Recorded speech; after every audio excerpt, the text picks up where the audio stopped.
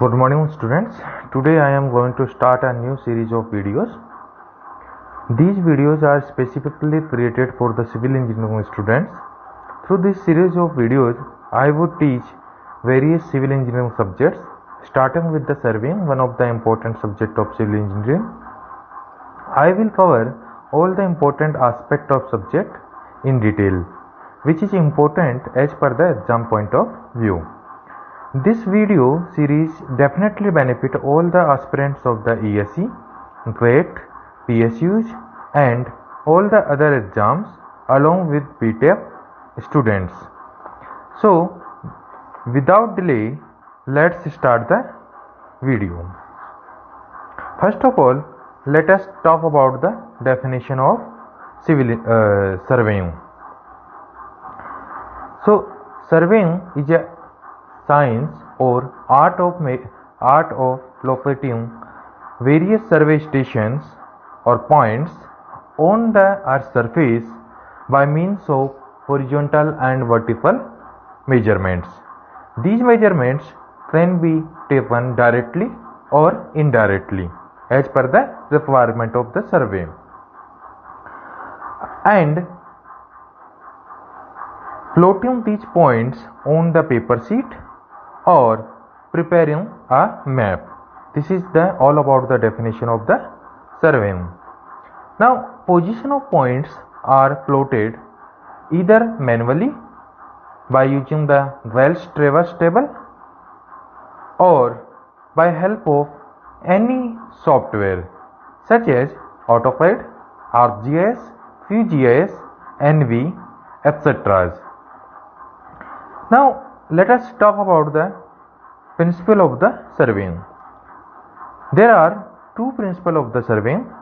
First, working from whole to part, and another is locating a point with respect to at least two known points. Now, let us understand the first principle of the surveying, that is whole to part. So, I have chosen a picture.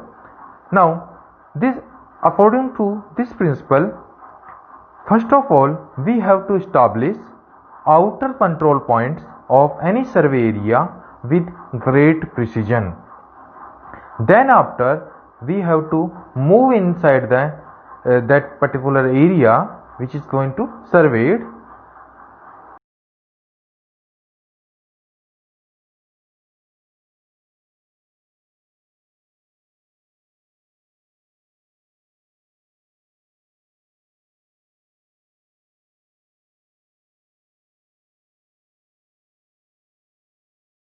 And few control points like A, B, C, D, E.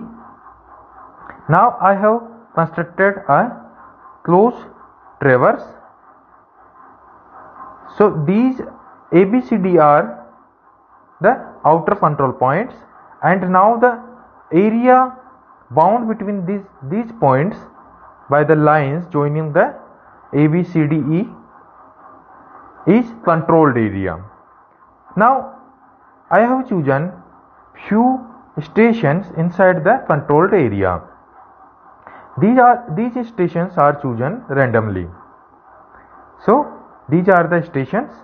Now when we go for the further survey, we have to locate these stations with respect to the controlled area. Control stations.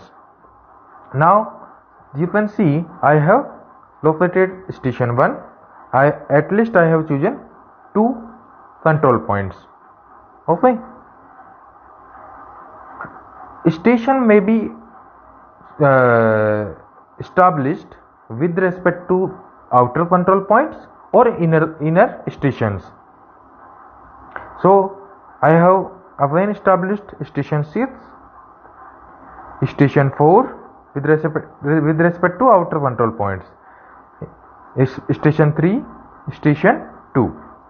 Now you can see I have moved inside the traverse, and I got a new traverse 1, B6, C, 4, D, 3, E, 2, A, 1. So this is the new traverse, and I have formed a network of triangles. Now with respect to other stations, I have drawn the reference lines to the rest of the stations. So in this manner I have moved inside the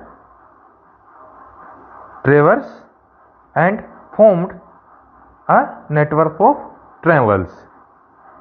So in this manner I have completed whole survey work. So what is the benefit?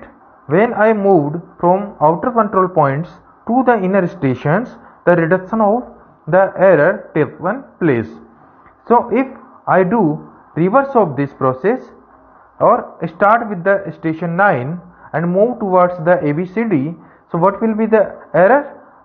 So the accumulation of the error will take place, and in the end of the survey the large error will be there at the outer stations. Okay, so I hope you understood this thing. Now another slide says the 3 points of the this first principle. So outer control points are fixed with the great precision. You can use a precise instrument like total station to fix the outer control points, or electronic theodolite. Now highly precise instrument is used in the fixing control points. Internal survey stations may be or may not be fixed with the slightly less precise instrument. You can also use precise instrument at the internal survey stations also. So reduction of the error taken placed. Now another principle is locating a point with reference to two known points. So I have chosen two stations A and B. These are the permanent structure, museum and tower. With respect to these two stations, I have to locate the point O, that is a tree. So location of tree is going to be fixed with reference to 2 points A and B. So we can use two type of measurements: angular measurement or linear measurement, and directly length measurement. By using these measurements, direct or indirect measurement,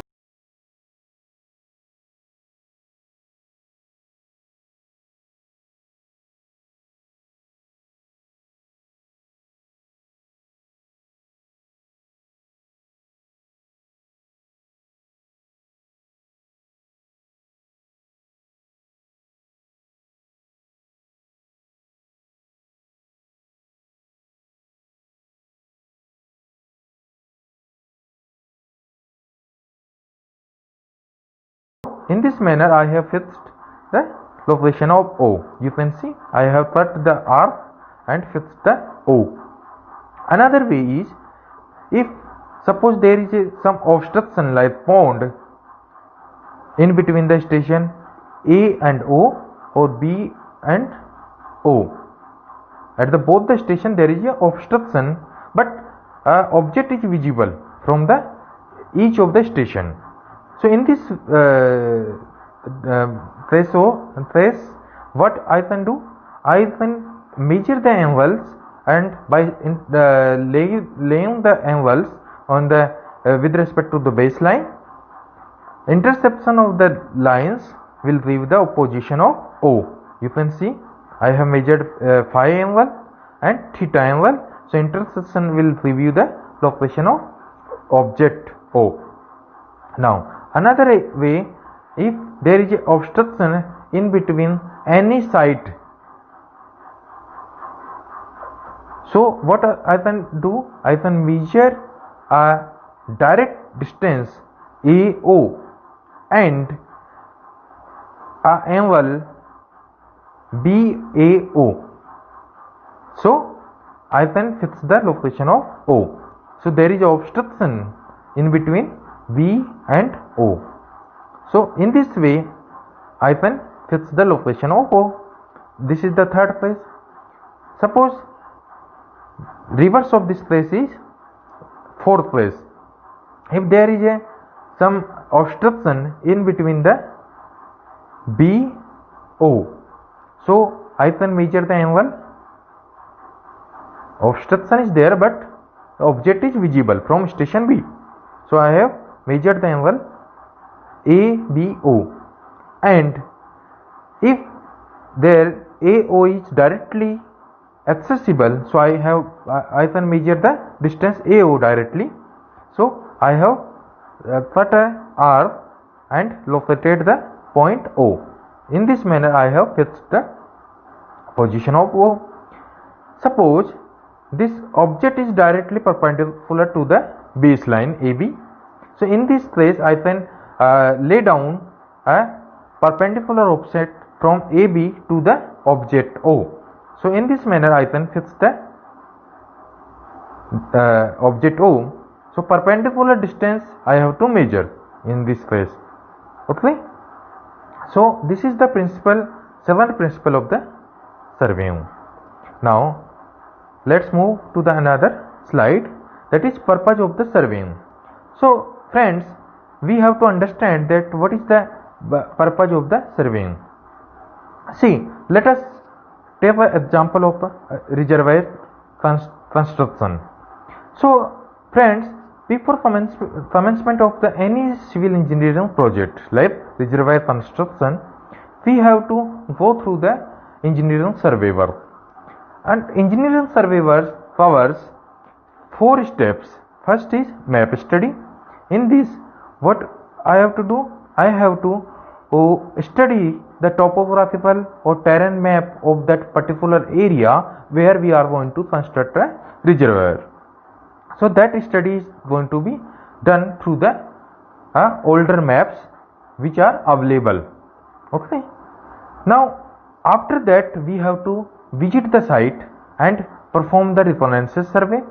So in the reconnaissance survey we have to move to the site and fix the control stations or identify the features which are very important and can be used as a control stations. After that, in the laboratory or in the office we have to perform the pre-survey work, in which a rough estimate of the volume or quantities of the material or the cost of the project is calculated. Okay. After doing this, we have to perform the actual survey work. That means we have to visit the site and perform the survey directly on the field. So that is known as detailed survey work. So from this step we are going to find out the actual estimate of the cost and the quantities volume wise or area wise which is going to be used in the commencement of the project. So in this manner, what is the benefit?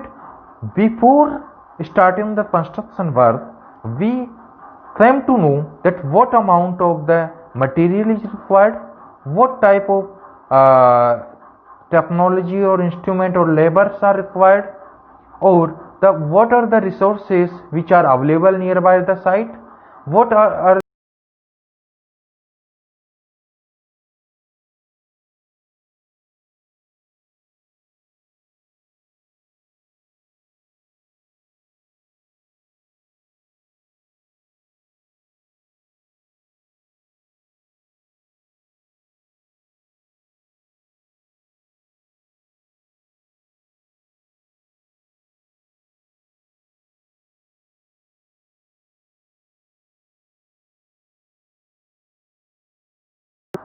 there will be lot of problems during the construction phase. So along with this, what we have to do, we have to perform the EIA study also. EIA is environmental impact assessment.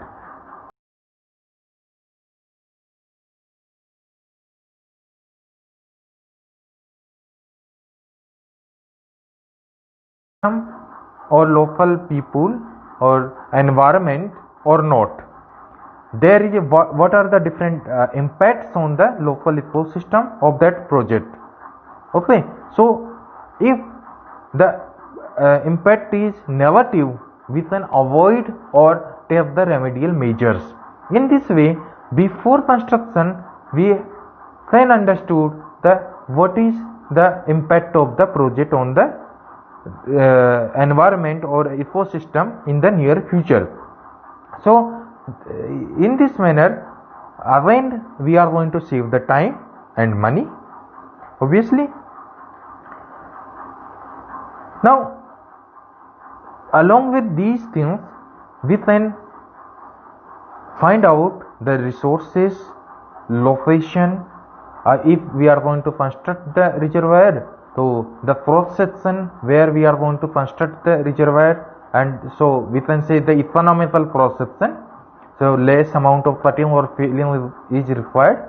So these things can be achieved before the commencement of the construction work.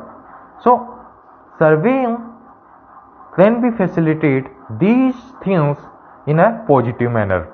Okay, I hope you have understood the purpose of the surveying. Now next slide, application of the surveying. So first application of surveying is the fixing the location of any object precisely. This thing is done in the geodetic surveying.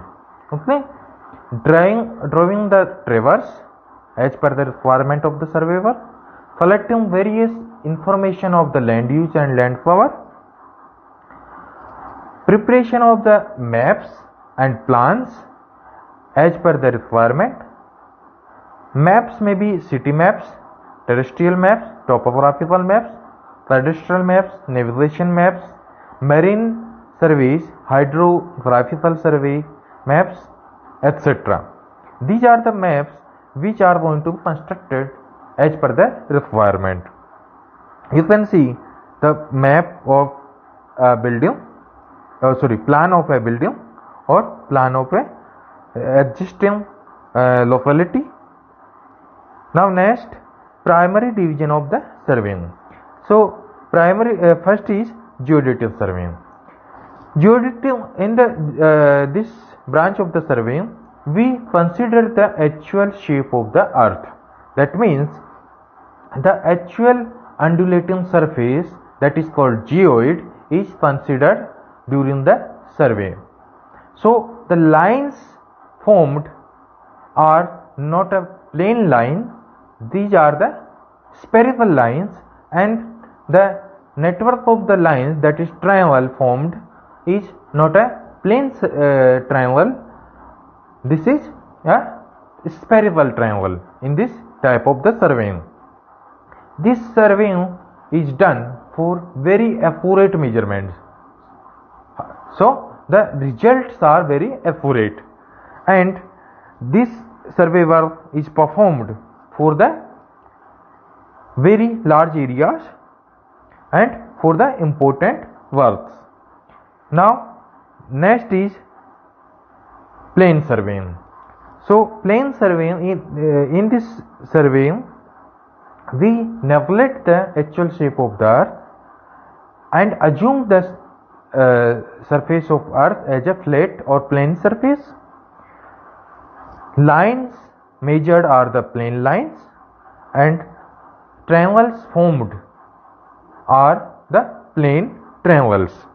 This survey work is done for the less accurate work and very less areas, less than 195.5 kilometer squares.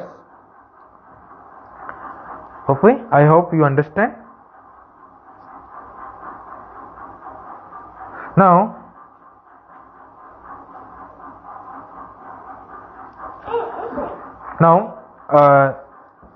these are the few points which you have to remember. So first is 12 kilometer line measured as a spherical line only have 1 centimeter error if measured as a plane line. That means suppose you have measured a plane line of 12 kilometer and same line you have to measure on the actual earth surface. So that line measured as a spherical line will measure only 12 kilometer plus 1 centimeter. That means there will be only 1 centimeter error when measured as a spherical line. Now another point is 195.5 kilometer square area measured as a spherical area of a triangle only have 1 second angular distortion if measured as a plane triangular area. That means if you measure a triangle on the plane area and you measure same triangle on the assuming the actual surface of earth, that means spherical area, so only angular distortion will be 1 second. That is not big difference. Okay, so this is you have to remember. These are the direct questions which are going to be asked in the exams. So I hope you have understood. Geoid, I have already told you that actual undulating surface of the earth is known as geoid. So any questions, any doubt, you can drop a comment or you can mail me directly. If you like the video, please like, share and subscribe the channel for the more updates and the new videos which I am going to upload in the near future. Thank you.